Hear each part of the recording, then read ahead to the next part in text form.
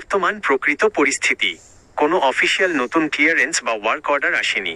বাংলাদেশি কর্মীদের জন্য মালয়েশিয়ার নতুন সাধারণ কলিং ভিসা আনুষ্ঠানিকভাবে উন্মুক্ত করার বিষয়ে বিএমইটি বা মালয়েশিয়া ইমিগ্রেশন থেকে নতুন কোনো সার্কুলার জারি হয়নি।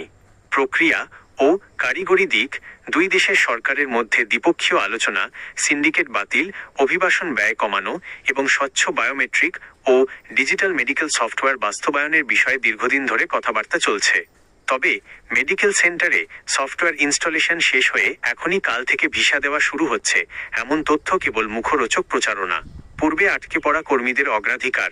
দুই দেশের উচ্চ পর্যায়ের বৈঠকের প্রধান লক্ষ্যই হল পূর্বে অনুমোদিত কিন্তু সময় মতো যেতে না পারা আটকে পড়া কর্মীদের জটিলতা দূর করা। প্রবাসীদের জন্য জরুরি পরামর্শ: অগ্রিম টাকা ও পাসপোর্ট দেবেন না। সফটওয়্যার ইনস্টল হয়ে গেছে বা ভিসা প্রসেসিং শুরু হয়েছে দাবি করে কোনো এজেন্সি, আদম ব্যবসায়ী বা দালাল আপনার কাছে পাসপোর্ট ও টাকা চাইলে প্রলোভনে পা দেবেন না। অফিসিয়াল তথ্য যাচাই করুন। যে কোনো হালনাগাদ তথ্যের জন্য কেবল জনশক্তি কর্মসংস্থান ও প্রশিক্ষণ ব্যুরো বিএমইটি অথবা প্রবাসী কল্যাণ ও বৈদেশিক কর্মসংস্থান মন্ত্রণালয়ের ওয়েবসাইটের নোটিশ অনুসরণ করুন। মালয়েশিয়ার শ্রমবাজার পুনরায় চালু এবং কর্মী প্রেরণের প্রক্রিয়াটি আরও গতিশীল করতেই মূলত এই তোড়জোড় চলছে।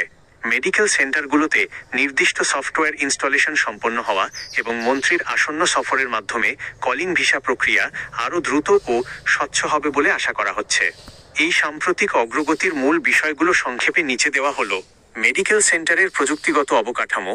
বাছাইকৃত মেডিকেল সেন্টারগুলোতে মালয়েশিয়ার ডাটাবেজের সাথে সঙ্গতিপূর্ণ সফটওয়্যার ইনস্টল হওয়ার ফলে স্বাস্থ্য পরীক্ষার রিপোর্ট সরাসরি এবং দ্রুত মালয়েশিয়া কর্তৃপক্ষের কাছে পৌঁছে যাবে।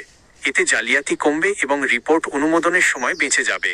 সফরের মূল লক্ষ্য: মন্ত্রী পর্যায়ের এই বৈঠকে মূলত নতুন কর্মী নিয়োগের নিয়মাবলী, এসওপি, ভিসার কোটা বরাদ্দ এবং পূর্বের জমে থাকা আবেদনগুলো দ্রুত নিষ্পত্তির বিষয়ে চূড়ান্ত সিদ্ধান্ত হতে পারে। কলিং ভিসার ধাপ, মেডিকেল ফিটনেস রিপোর্ট এবং ডাটা এন্ট্রি দ্রুত সম্পন্ন হলে মালয়েশিয়ার নিয়োগকর্তারা সহজেই ই ভিসা ও কলিং ভিসার চূড়ান্ত আবেদন অনুমোদন করাতে পারবেন। আপনি কি বিশেষ কোনো এজেন্সির মাধ্যমে বা নির্দিষ্ট কোনো খাতের, যেমন ম্যানুফ্যাকচারিং, কনস্ট্রাকশন ইত্যাদি, কলিং ভিসার আপডেট খুঁজছেন?